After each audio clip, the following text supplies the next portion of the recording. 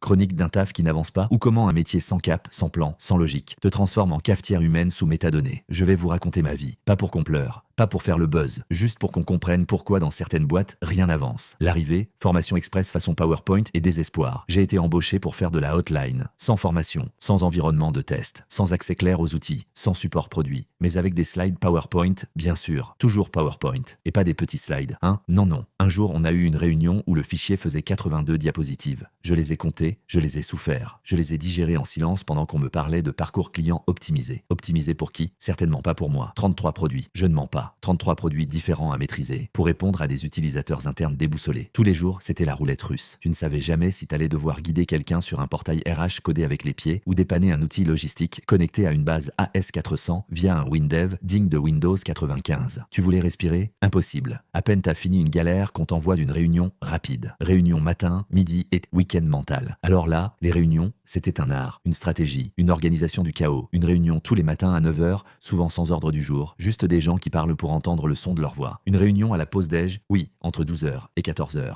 car on s'adapte, on est flexible. Une réunion interservice le vendredi avec 14 intervenants pour ne pas se mettre d'accord. Des réunions agiles, ou plutôt des messes où on parlait d'agilité avec des slides figés et des post-it jamais lus. Et bien sûr, la réunion couleur, pour choisir entre bleu clair, bleu foncé et bleu qui donne envie de vomir mais qui rend bien sur écran 4K. Pendant ce temps, les utilisateurs appelaient pour signaler que le bouton qui était bleu est devenu rouge, ce qui les faisait croire à un bug. Résultat, appel en rafale. Et toi en première ligne, avec pour seule arme ton courage et ton clavier mouillé de sueur. La hotline, un escape game codé en COBOL. Alors sur 39 heures, t'en passes 17 à 24 en réunion. Reste entre 15 et 22 heures pour la hotline où tu dois jongler entre des outils bancals qui plantent à la moindre requête, une base de données gérée par un WinDev AS400 sous l'Exomil. Des réponses qui mettent tellement de temps à arriver que t'as le temps de réfléchir au sens de la vie, te refaire l'intégrale de Camelot, perdre foi en l'humanité et malgré tout ça, tu t'accroches, tu continues, tu réponds, tu dépannes, tu proposes des améliorations. 2 ans après, je reçois encore les invitations mais ils n'ont pas prolongé mon contrat. Peut-être que je posais trop de questions, ou que j'allais trop vite, ou que j'avais vu derrière le rideau. Mais 2 ans plus tard, je reçois encore les invitations aux réunions du midi, pas une fois, régulièrement, comme un fantôme qui hante leur Outlook. Je sais même qui est passé en full télétravail, les seniors, et qui a remplacé les sortants, des prestataires jetables, pas chers, pas formés, pas écoutés. Conclusion, voilà pourquoi ça n'avance pas. Ce n'est pas une question de compétences, ce n'est pas le télétravail, ce n'est pas la nouvelle génération, ce n'est pas la faute de l'IA, c'est l'organisation, c'est la culture du flou, du flan, du faux agile